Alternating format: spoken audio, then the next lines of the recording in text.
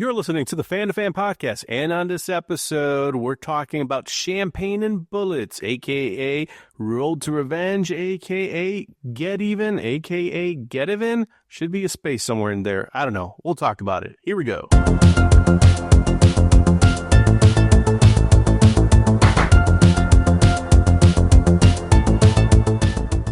You ready for a little Champagne and Bullets? Popping corks, baby. Popping corks. All right, folks, you're listening to the Fan2Fan Podcast. One of your hosts, Bernie. With me today, Pete Charbonneau, co-host extraordinaire, and two stranger friends, hashtag Hall of Fame for sure, Allen and Jon, who've joined us for some previous So Bad They're Good type movies. Samurai Cop, New York Ninja, Miami Connection kind of movies that you would normally watch at maybe a Coolidge Corner for a midnight showing. If you're in the Chi-Town, my neck of the woods, you might have watched it at the Music Box Theater, maybe the Carolina Theater. Pete, in your neck of the woods, movies that bring out the crowds of folks like us who love these kind of films that are equally entertaining as they are ridiculous. So Allen, Jon, thanks for hopping back on the podcast to talk about a movie that by many names, GetEven, Road to Revenge, or Champagne and Bullets, deserves to be celebrated. You're gonna make it hurt. You just made a big mistake. See, Sam? You see this? White powder.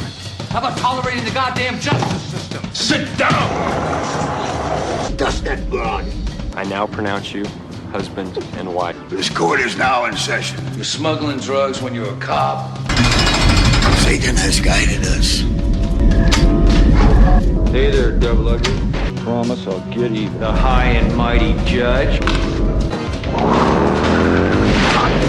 Oh, shit! Do that tourniquet thing.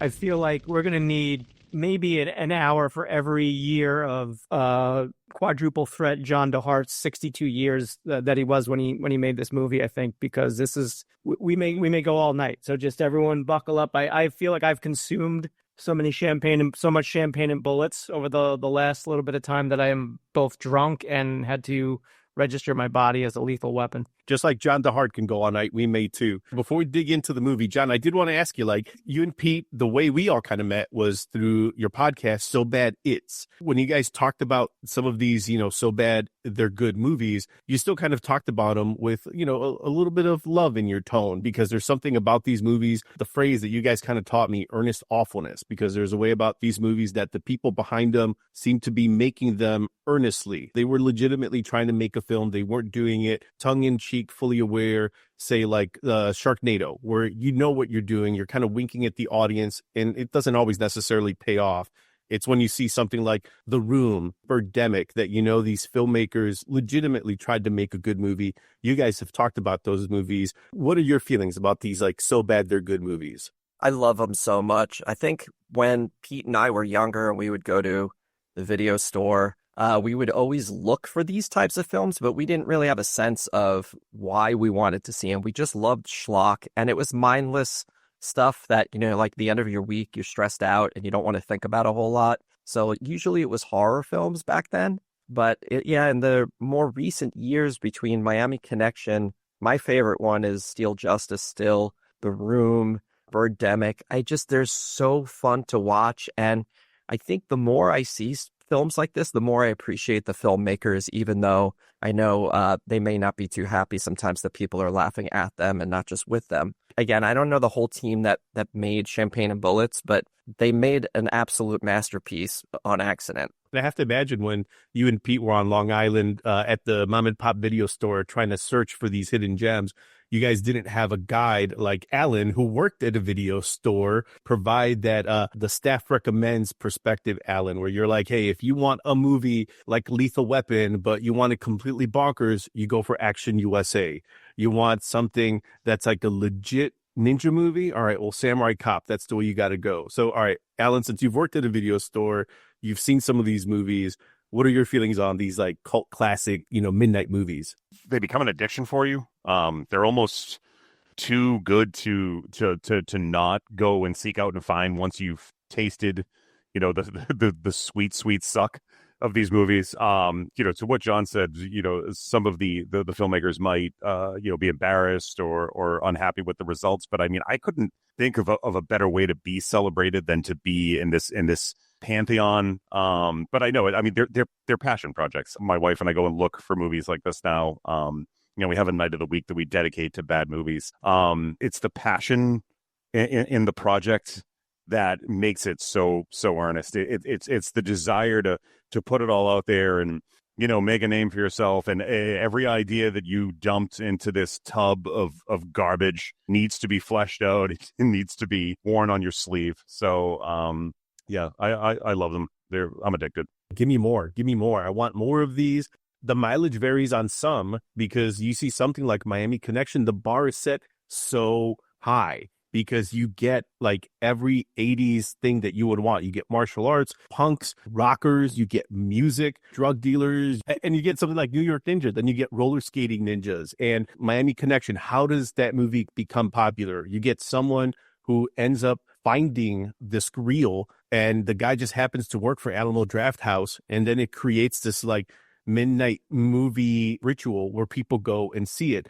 Something like New York Ninja, where Vinegar Syndrome, someone found this movie that was essentially abandoned and then they pieced it together, get actors essentially kind of from that era, and then they redub the lines and piece it together. You get something like Champagne and Bullets that's legit a vanity project. Who were the people behind this? I think the answer in the credits was just like John De Hart to everything, from like best boy to caterer, limousine driver. He was everything because this was his movie. I took so many notes watching this fucking movie for like Same. Or fourth time. I can't focus. There's so much insanity in this movie. You've seen this a few times. I've seen this a few times. But do you remember the first time you saw this, Pete? Because the story behind how Allen and Jon saw this is interesting too. But Pete, how do you remember seeing Champion and Bullets for the first time? Well, I think you alerted me to it. That's how I saw it because it's been very recent. This is a new discovery for me, and this is like, I mean, the joy that I have watching this piece of shit is like it's there's psychologists that have a field day with how much happiness that this pile of garbage is bringing me. But so then I had to share it with Allen and Jon afterwards. But John, what you were saying earlier, when we were younger and we would go to find like these bad movies, like mostly bad horror movies at the video store. This is like a completely different level. Like this, I think for all of us is like a newer discovery. Like I've known about The Room. I saw The Room at Coolidge, like over 10 years ago. Like, but this is still like a relatively new genre for me to like really embrace and discover. And I think some people call it like ego exploitation, which I don't know if that actually is the correct term, because like the ego is not really being exploited because these are, like Alan, you were saying, these are vanity projects. So it's like they're like purposely putting this stuff out there. I was calling it like a manatee project because these are pretty much all done by men. But this is next level. I kind of want to put it to you all when we get to the end of this conversation. Like, do you think Champagne and Bullets, aka GetEven, aka Road to Revenge, if this makes your Mount Rushmore of so bad it's good movies? But we'll hold that to the end. Spoiler alert, it definitely makes to the point with the numerous titles, Pete. So from what I understood, and again, like researching this film is almost as interesting as watching the film because it just keeps giving you more ridiculous as the more you find out about it. Originally, it's Champagne and Bullets, but it's never commercially released. So John De Hart, if you go on his website, because he's also a lawyer, and we'll get into this later, if you go on his website, he's got an audio on there, and you know, his website for his law firm is essentially the Champagne and Bullets of a law website, basically. He does a lot of representation of divorce, bankruptcies. Oddly enough, he does not represent victims of satanic cults, but that was kind of odd. But he pronounces his name John De Hart. D as in a middle initial. His name is spelled Dehart.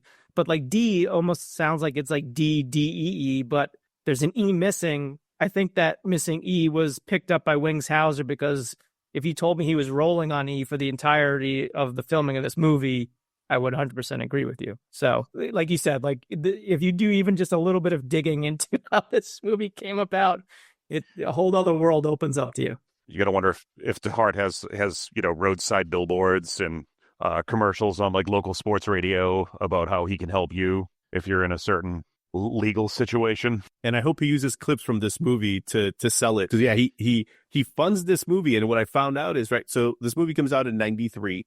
He ends up getting his law license in 95, 2 years later, which just starts begging the question, because you think, all right, it's 93, the era of the buddy cop type movies that we all grew up with, the 48 Hours, the Lethal Weapons, Beverly Hills Cop, 82, 87, like around there. So like right before this comes out. So it kind of makes sense because it feels like Action USA, that's the template that Champagne and Bullets is kind of taken from. Direct-to-video type action movie. Both with William Smith. There you go. But with William Smith, absolutely. How he ends up getting the reported budget of this of $300,000 2 years before he becomes a lawyer, no one knows. I'm sure he hit the lottery. He saved some money, maybe his family money. I will drop some nuggets because I had the privilege and the pleasure of listening to, I guess it's the audio commentary for Vinegar Syndrome, which put this out recently, the Champagne and Bullets version. And actually, I think it's out of print right now, but you can get all three versions via Vinegar Syndrome on one disc. But and I encourage everyone, if you have even the slightest enjoyment from this horrible movie, to listen to his audio commentary on the making or while he's watching the film, because he name drops that he hung out at the Polo Lounge at the Beverly Hills Hotel like at least 75 times, and that's. So he clearly had some money, and I think he made his money in real estate. He's very vague, like a lot of these vanity project guys are. Like they're very vague about a lot of the details, but I think that's where he's doing real estate in and around Hollywood, LA. Sure, I guess he made his money that way, and he took a bunch of it to put into. By doing real estate, you mean stooping the old lady with money up in Beverly Hills? Most likely, Alan. Yes. Yes. All right. Most of my notes pertain to the different outfits that this guy is wearing. I think that we got to do that as like a whole section of like what your favorite outfit was in this movie. That's got to be its own little. Absolutely. And again, costuming by John De Hart as well. All his own clothes. You'd be shocked to know. John, Alan, you guys also saw it for the first time not too long ago, right? Yes, I was, actually, Pete and I were visiting Alan, and Pete had recommended this film. And yeah, Pete and I laughed like we were like 8-year-old boys, to the point where Alan's poor wife, who was falling asleep because it was a long weekend, she was falling asleep. And every time she'd fall asleep, we would hysterically cackle and just startle her. Not cackled like that in a long time. So much so that I feel like I missed so much that when I rewatched it, I'm like, I don't even remember this happening, probably because I was laughing so hard. I do feel like Bex made the proper exit from the movie, unlike the rest of us, like, you know, being carried over somebody's shoulder to bed. Like that's basically the way this movie should end for you. Yeah, I think the artistry of it and just the handsomeness of John De Hart put her out. She fainted. It wasn't the 7 whiskeys. Let's be honest. We started the movie at like 12:30 in the AM, not in the PM, in the AM. So it added to the allure of the movie. It almost felt like you were watching an episode of like a really fucked up acid trip episode of like Renegade, and like you can't tell if it was a dream or not. Maybe like the Lego version of Harley Davidson and the Marlboro Man. We threw this thing on, and it was post watching The Room in the same night. It was an orgy of bad movies. This thing was the crescendo. I felt the pressure because Alan and Bex had the brilliant idea that night of like, we were just, we had gone out, we had been to the Brattle the night before in Harvard Square to see the 40th anniversary live showing of Reanimator at Barbara Crampton. We had a great time there. So this was like the next night. This was our quote, wind it down night. But we like you said, like we were pretty tanked. They had the brilliant idea of like everyone gets to pick a movie and we're just going to go and just watch in succession. So I felt the pressure, especially because John wanted them to see, because they hadn't seen The Room before. And that will probably be an episode that we'll have to tackle in the future. But we get through The Room and I'm like, all right, well, I feel in the pressure. I'm like, because I got to deliver something good here. And then it hit me. I'm like, oh my God, that's right. I'm like, Champagne and Bullets. I'm like, we've got to watch that. A lot of cackling. I'm surprised the police weren't called by your neighbors. The best way to watch a movie like this is either for the first time or with someone who's watching it for the first time. And in some ways, you're almost watching them react. There's something communal about that. Oh, absolutely. Yeah. I mean, you can't beat the communal experience watching, certainly The Room. I mean, it lends itself to that. It'd probably be hard for me to watch that like by myself at this point, because you're not going to get the enjoyment out of it that you will, like, seeing other people's reactions for the first time. And I think that's what enhanced Champagne and Bullets for me, because I had seen it the one time. I'm like, this movie's insane. But then that just even enhanced it even more for me. Like watching it the second time through, I was losing my mind. And then watching it again a third time. These bad movies, like, they feed off of like a big crowd, like The Blob almost. Like, they just consume you and like take your energy. And it's just, the more horrible they are. This movie, like, every single scene is hysterical. And you could break down every single scene and you always come to the same conclusion of, why did you make this choice? Like, every scene. That being said, I'm going to read out a quick plot description. Former LAPD officer Rick Bode is now a limousine chauffeur. His ex-girlfriend Cindy is being harassed by members of a satanic cult, and Bode decides to help her by fighting them. Along with his best friend Huck, they resolve legal issues with his wife and take down the satanic cult leader. That description doesn't do justice to a movie that is ridiculous and goes sideways and has just as many love-making interludes as it does rowdy country concert just kick in for no reason whatsoever, and some Shakespeare. I appreciate that you refer to them as lovemaking. A lot more credit than I think they deserve. It's a 72-year-old man laying in a jacuzzi while a poor woman has to grind on top. My hope is that $300,000 budget went to this poor woman. Yeah, I was just going to say, it was almost like $100,000 each time he got into the hot tub with the cute lady. Honestly, like between her, Pamela Bryant, Wings Hauser, and William Smith, like, how much money was left over after that? Like, they had to get the bulk of that budget. I have to think, yeah, because I mean, at least William Smith has some reputation for, during this era. Conan's dad.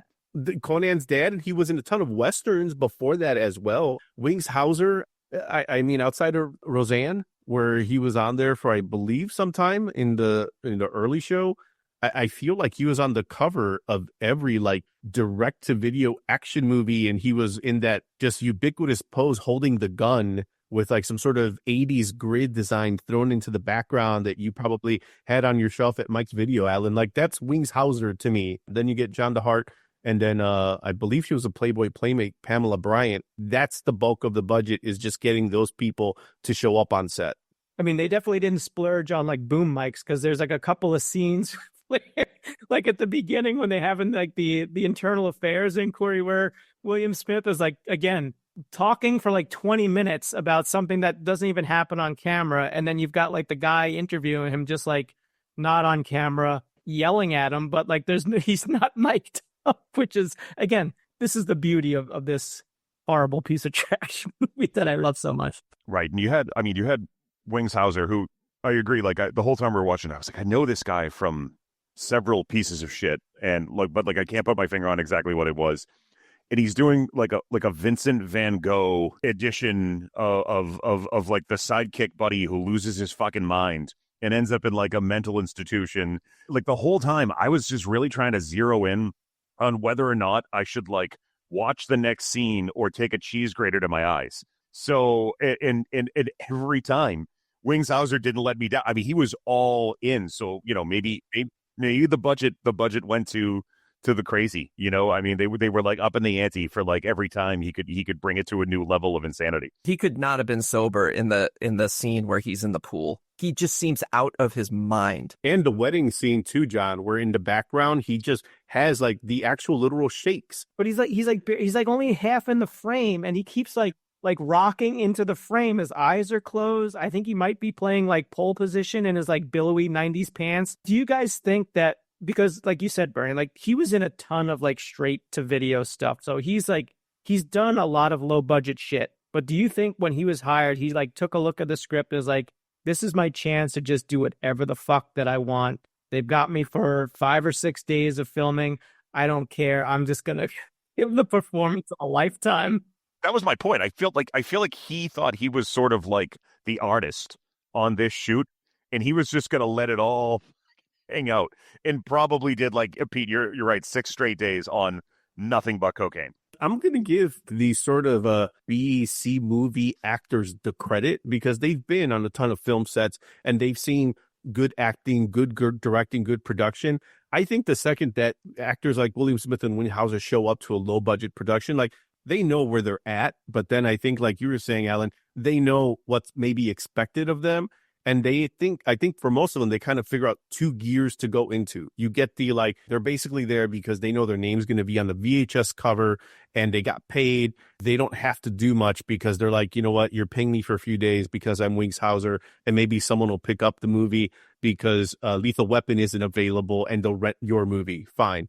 Or you get something like Wingshauser where he's like, I have to imagine, I'm going to give him the credit that outside of any substances that were involved in his day-to-day shoot, that he's seeing what John De Hart is bringing, or maybe more specifically, not bringing. You mean 62-year-old charisma machine, John De Hart? That's right. That's right. He gave him a quarter. He said, buy yourself a personality, buddy. And I'm just going to come in. And as Huck Finnery, we're literally having him watch like a downward spiral in the character's life on screen. Like, his wife has left him. He's lost his job. He seems to have gone through some sort of court proceedings and may not have a place to live at some point, and seems to just hang out at a bar. He and Rick are framed by, I mean, I can't believe we haven't even mentioned the name yet, because William Smith's character's name is Normad.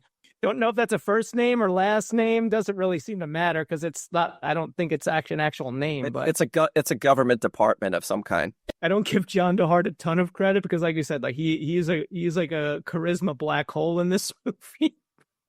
But he did write, produce, direct, star, sing, among other things. This is his thing.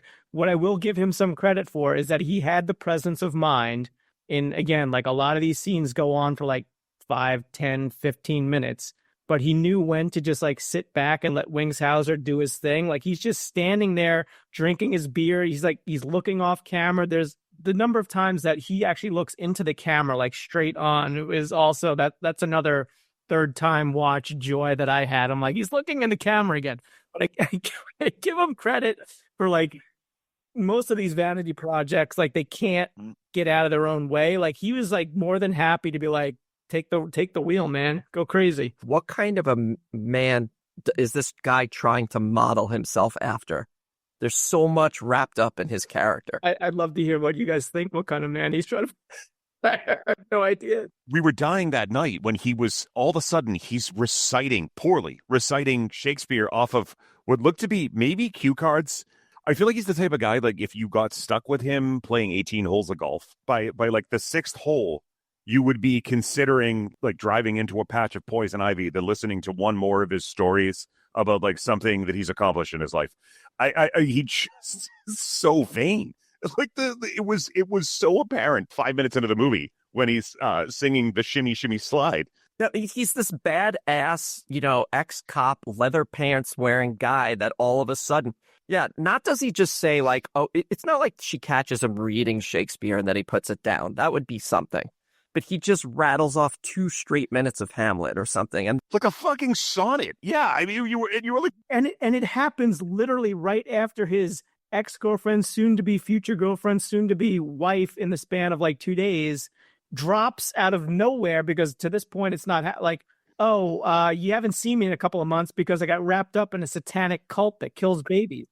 And, like, in the next breath, she's like, so what's up with you? Still doing the acting thing? take your shirt off. In the jacuzzi, because I just rewatched, in the jacuzzi in the last sex scene, he's sort of like soupy naked in there. Like, I don't know what's going on.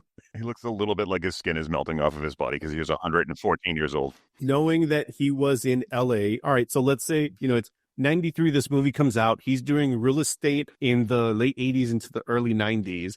Do you think that this Hamlet snippet was like his audition thing? I'm just picturing this guy being someone who's always wanted to be in films, no different than, I forget the guy who directed Birdemic, but how he always said he grew up on films. He loved Hitchcock. And Birdemic was like his way of kind of like synthesizing all of that love for cinema just like the guy who directed Miami Connection. Like that guy obviously loved movies too. I'm just picturing John De Hart being the kind of person that would have gone on audition after audition and be like, hey guys, do you mind if I just read some Hamlet? And they're like, okay, I guess that's your thing. It just felt like that's his thing. I feel like he's got a little more self-awareness than some of the other. That's where like he differs a little bit from Tommy Wiseau, James Wen, who did Birdemic. Neil Breen is in like another category all by himself. But I think, yeah, from what I can gather from listening to him was like, I think he had some money. He liked the lifestyle. Like he talks a lot about getting limoed around Southern California. And so I think he just hung out at the Beverly Hills Hotel where at the time, probably in the late 80s, early 90s, there probably were some B-movie actors, but it used to be, I think, a hotbed. He talks about Marilyn Monroe being there, whatever. So I think he likes that idea of like old Hollywood. And he's like, I think I'm going to make a movie for myself where I get to be the star and be in an action movie because I like this type of stuff. So I think that's where he was going. Who knows? I do feel like in some ways, this is what I was getting at before, that it's almost like he's taking the different male attributes that he thinks are cool from movies he's seen and putting them all in this movie. Again, the problem being he literally takes every single one he's ever seen in his lifetime and puts it in the movie in one character, just smashes it in like a terrible sandwich. To sort of get right to the heart of it, I think John De Hart. The heart of it? The heart of it. I think he wanted an excuse to put his liver-spotted hands all over some young women. This man made a movie where he could put his hands all over a Playboy playmate numerous times, so much so that after he makes this initial cut, at least from what I was reading, it doesn't get released, but he wants to make it appealing to foreign markets. So he cuts down a little bit on the sex scenes, a little bit on the violence, a little bit on the domestic abuse, because there is some of that in this. Oh, there is. And it doesn't get picked up. And then eventually, when Vinegar Syndrome picks up this cult classic, he basically puts all of that in. And there's some quote unquote love making scenes where he got his money's worth for whatever it is, because those scenes last 7-8 minutes. Well, and also because each sex scene, and there's 3 with him and Cindy, each one features an original song that he's singing over it. So I don't know if you guys have ever fucked to like your own song singing in the background, but I almost feel like he probably had it playing. Like it wasn't even like that it was put in post. I feel like it was probably playing while he's like laying in like the lukewarm hot tub. Had to be, because there's multiple times where you can't hear dialogue in the scene because you got to listen to his horrible original music, full songs in the background. The one that's the one that is the duet. My daughter is a singer, and I brought her in the room just to hear that. And I told her, this is how you harmonize. And she just ran out of the room in like 2 seconds. Come on, shimmy, shimmy, slide. We got to talk about this, because I did read that he did not write it. He bought the rights for it, and he performed it with all the gusto that he could on that stage, or I don't think he ever blinked. Those leather pants did not have a single crease, because that man had no moves whatsoever, but he shimmied and he slid. You'll be shocked to know he defended himself in the commentary by saying that he threw out his back trying to lift Wings Hauser in an earlier scene, and he's in a lot of pain, and he was on Percocet or something like that. So that's why normally I move a whole lot more than that when I dance. Believe me, that was like yeah, he was stiffer than the unauthorized scotch I downed that evening. Just bizarre. It was bizarre. And I was going to mention that too, because just even him walking around, singing, dancing, like he was so stiff. I want Allen to kind of set the scene on this, but just to like lead us into it, if you'll indulge me, I just want to do a little, because I feel like I'm going to do a little spoken word just the opening to the shimmy slide here. Well, you're on fire when I take you by the hand. Your waist is moving with the rhythm of the band. My eyes swell up when you take me for a ride. Come on, pretty baby. Let's do the shimmy slide. Cue the people in the basement doing the weird line dancing. I think it's more of a VFW, John. Just let's be clear. It looks like a VFW where you move the camera in every corner, and one corner is the satanic cult compound, another corner is the court where they have their proceedings, and then the other one is the bar. What I need to know is how you can have like that much stiff swagger and just own it. He was swaggering around with all the stiffness of like the rake that comes up and it hits Looney Tunes characters in the face. It's horrifying, and it's almost like I feel like he was like, you could see him off screen like yelling at people for like trying to quote unquote upstage him while he was singing. This is a guy who thinks that everything that he does is sexy. I think, Alan, the stiffness comes with the arthritis because the man is at least 30 years older than his love interest, because there is that scene where he ends up meeting her parents. Oh, my God. I think John De Hart / Rick Bode is the same age, maybe older than his girlfriend would soon to be fiance's father. And that scene has got one of the great lines of the movie where like she shows up with her to like get her stuff out of the house because she's going to move in with him. And then the dad is like, "Who are you? Another drug contaminated devil worshiper from Hollywood?" And then the daughter is like, "This is Rick. He was on the police force for 7 years and now he drives a limousine." Like just. So this guy is at least 50 something, right? So that means he got in the police force at 48.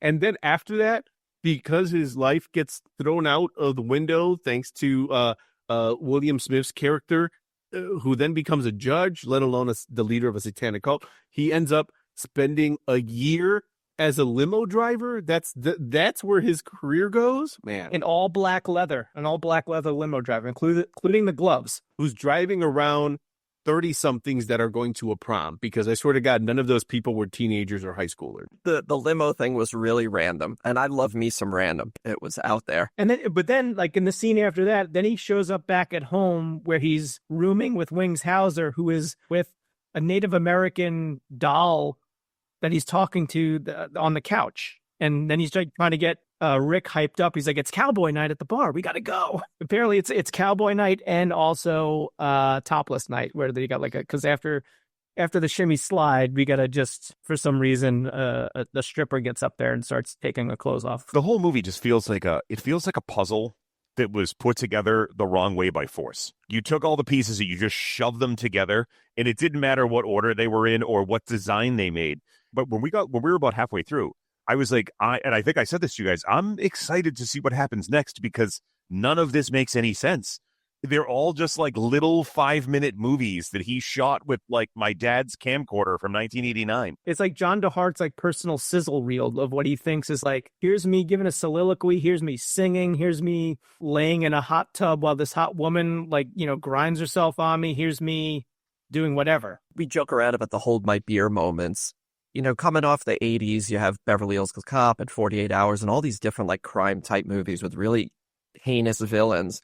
But he's like, "Oh, wait till you see this. I got a guy who's a corrupt judge. And oh, by the way, he's also a cult leader." Like, what? What?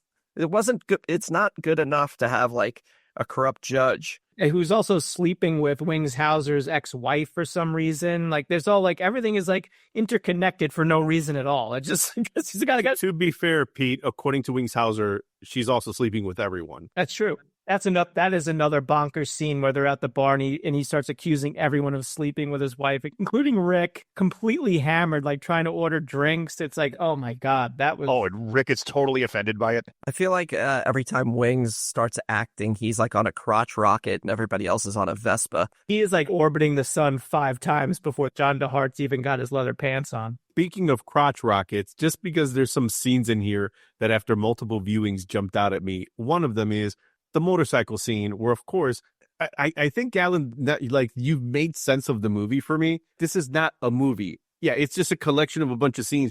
But the one scene where he's got the motorcycle, because, of course, a guy like this would be like, I need a scene where I'm on a cool motorcycle.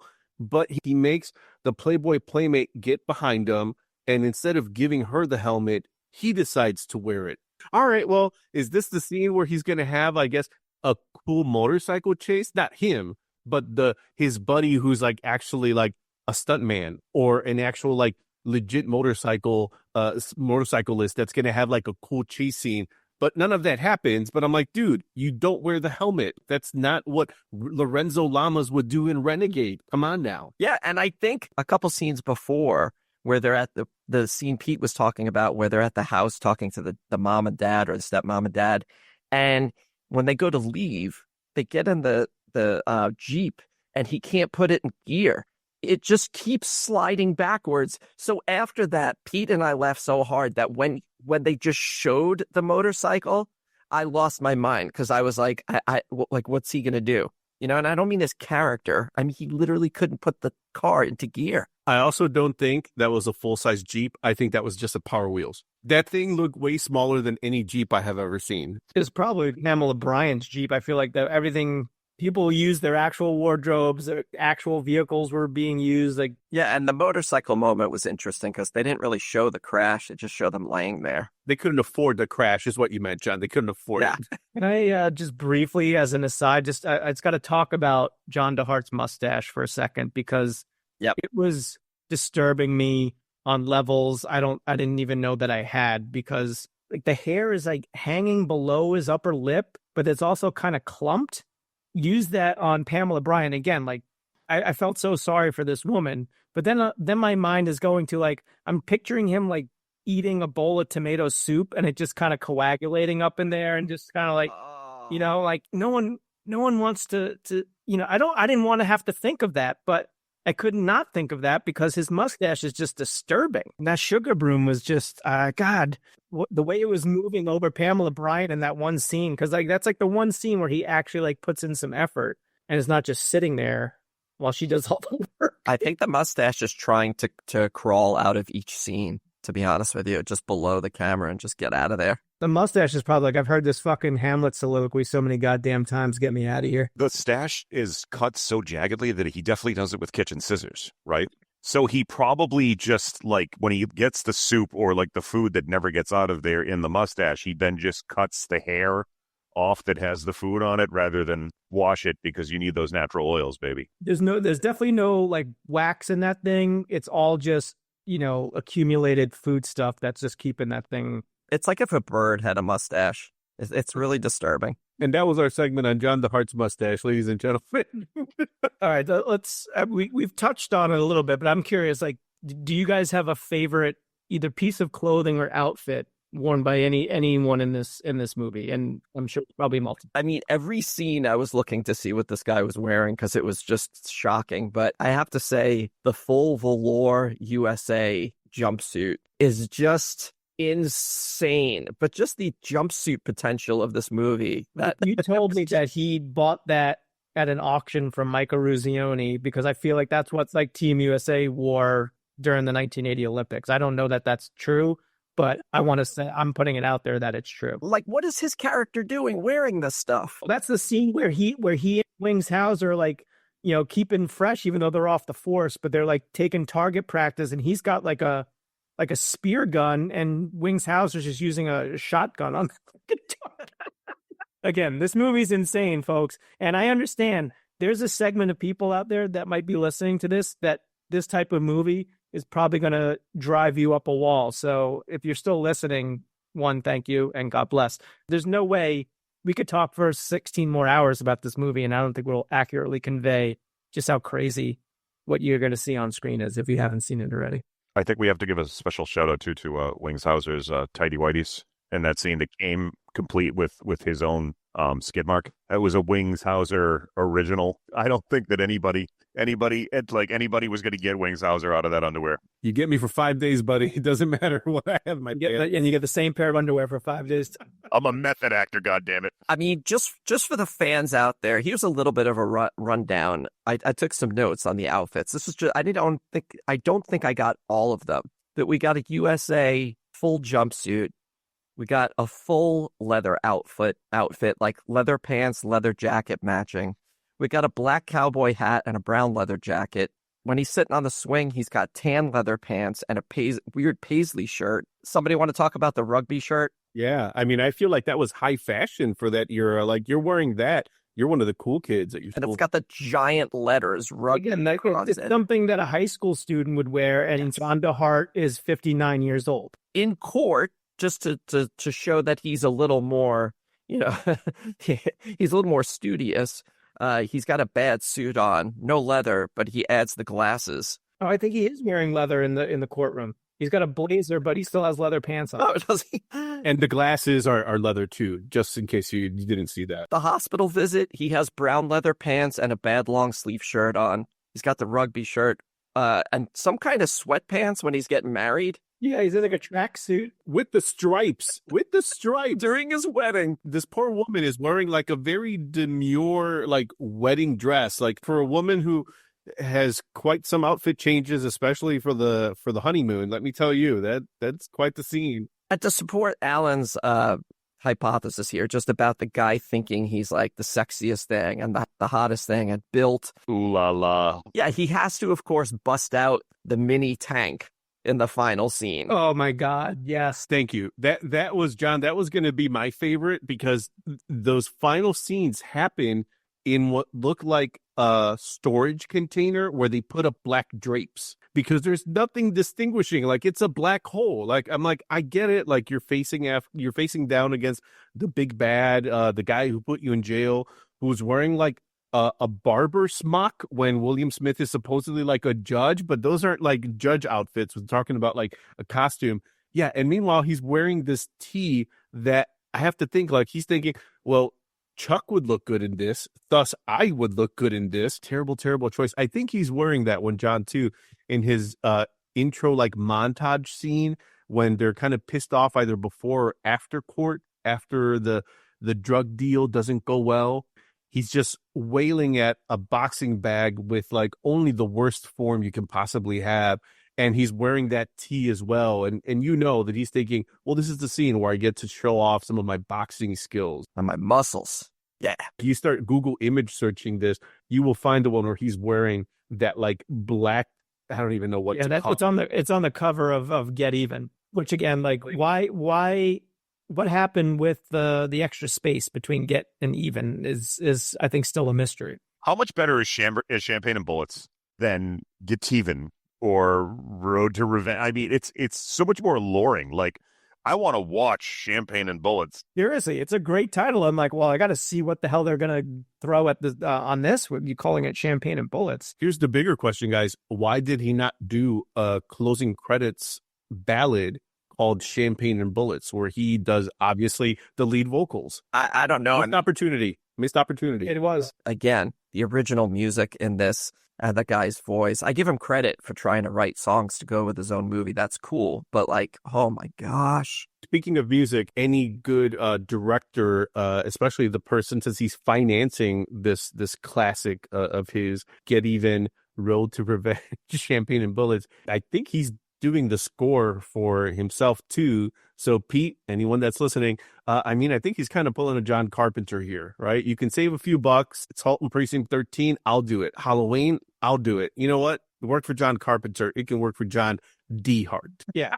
Carpenter, De Hart. I mean, the two, you don't really get one without the other. You know, just the ability to pull off the music on top of your other roles in making a film like this. Only thing separating them, Pete, a law license and a star on the Hollywood Walk of Fame. True. Yep. Congrats, JC, with the star. I felt like the music that's not his original songs sounds like it was something that came off of like a 90s royalty-free CD-ROM. Yeah.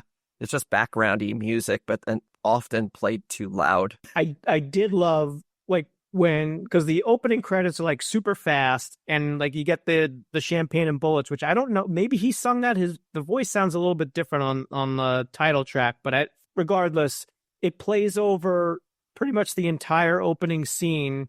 It kicks off with like, drinking champagne and loving you till the break of dawn, not knowing the sound of bullets will soon be strong.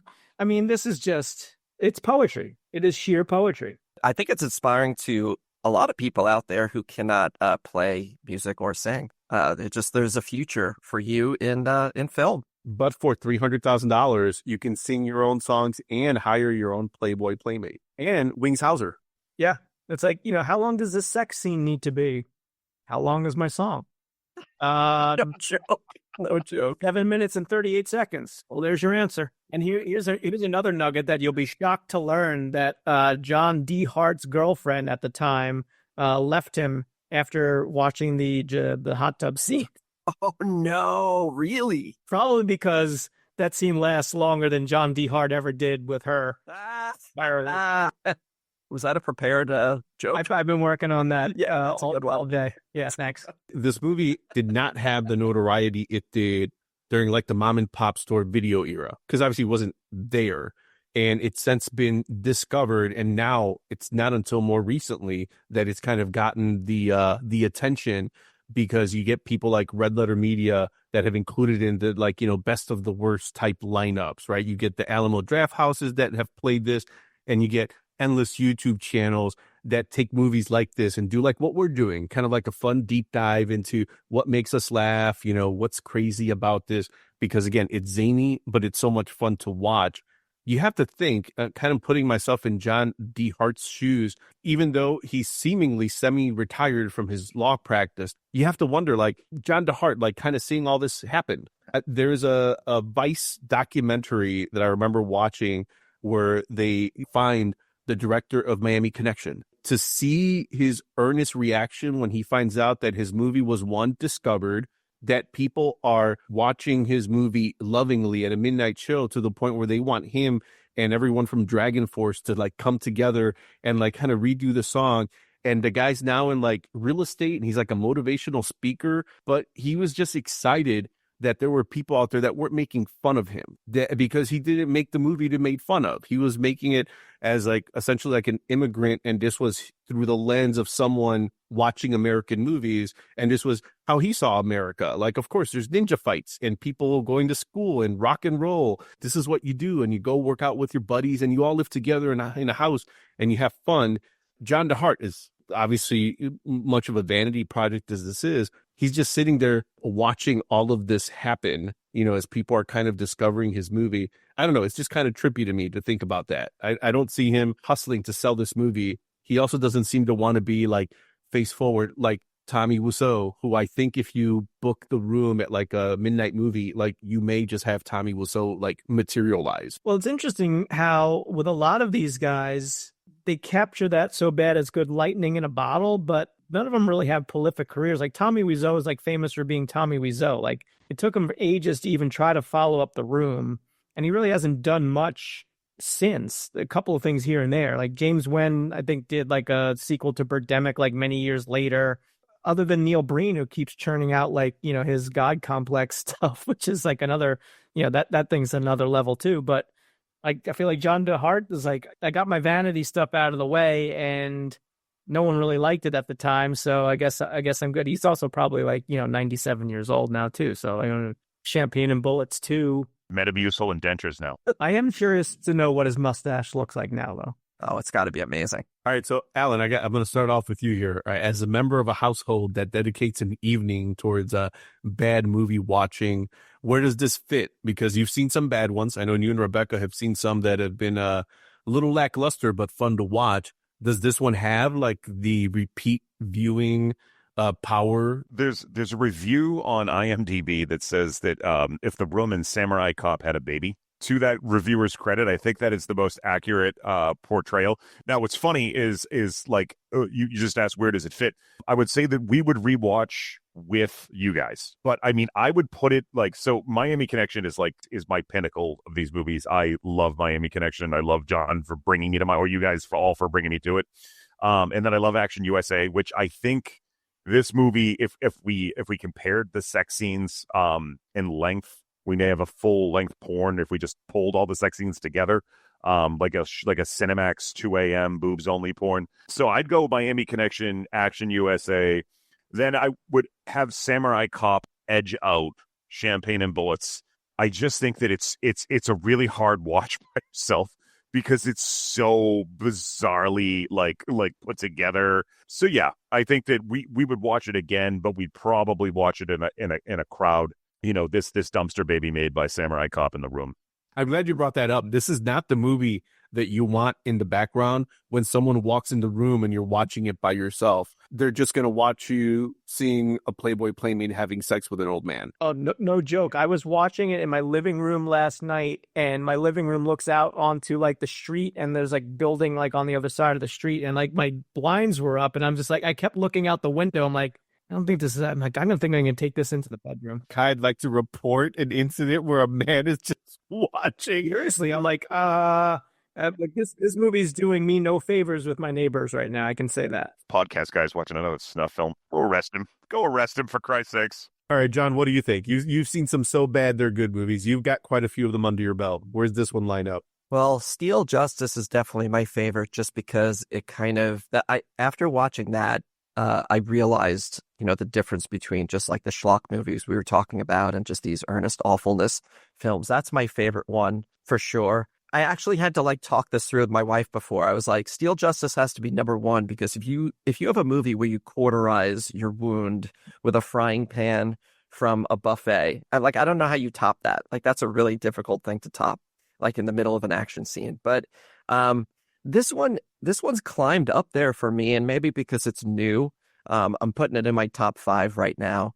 I do love The Room. I do love Miami Connection is definitely just one of my faves, and I got to see that one like as a riff tracks in the theater, which I don't love riff tracks necessarily, just listening to other people goof on stuff, but I could not even believe what I was watching. I was just losing my mind. So I would say right now it's probably, in the lower part of my top 5, or at least in my top 10, definitely.